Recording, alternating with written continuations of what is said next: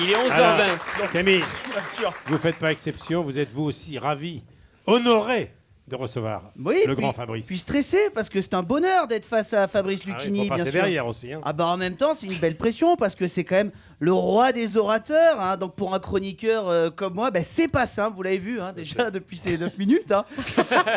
En plus, c'est notre première fois tous les deux, Fabrice. Hein. Je vous demanderai d'être un petit peu indulgent parce que, comme toutes les premières fois, avec le stress, je vais peut-être me précipiter, bâcler un peu les choses, faire le tout en 3 minutes, jingle compris.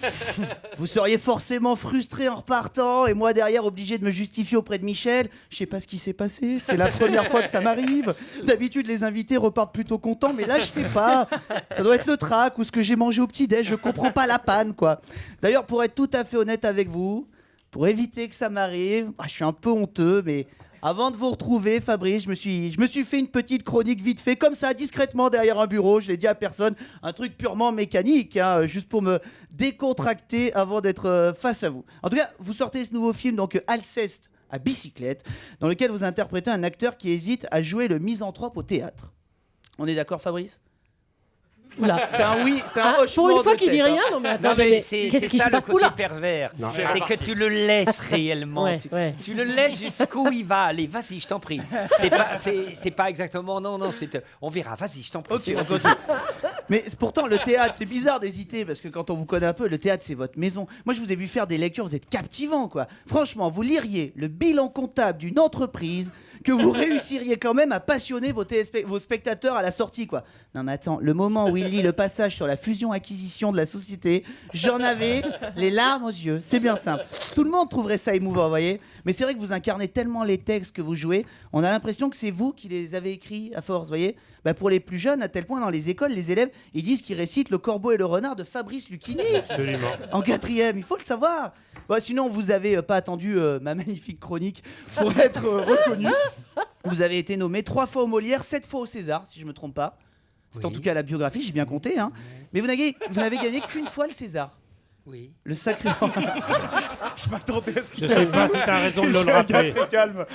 C'est Je crois perturbant. que tu vas le payer, ça. Ouais. Mais non, mais parce qu'en fait, j'ai réalisé qu'il fallait choisir ces films en fonction des titres.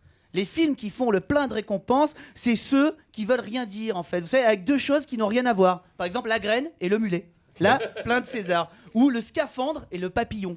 Là encore, plein de César. Donc, petite astuce, si un jour vous recevez un scénario genre les éoliennes ont un glaucome ou l'archevêque et le koala, foncez, César assuré, je vous le dis. Il n'y a qu'une chose que Est-ce que je peux dire quelque chose? Oula. Aïe, aïe, aïe, C'est aïe, le aïe. soutien dément de l'Arménien, le soutien pervers, le rire forcé, le rire, mais il se le force rire, pas. il monte, il voit que le mec se ramasse moyennement, et au lieu de le laisser dans la neutralité, il rit de manière corporative. C'est une fiente cet Arménien, c'est pas un service que tu lui rends. Sa chronique, elle est pas mauvaise, sa chronique. Il est entre un Canal Plus incertain et une Alexandra Sublet hypersexe. Elle n'est pas mauvaise, mais c'est pas la peine de souligner sa vacuité. Il fait son boulot, ce mec.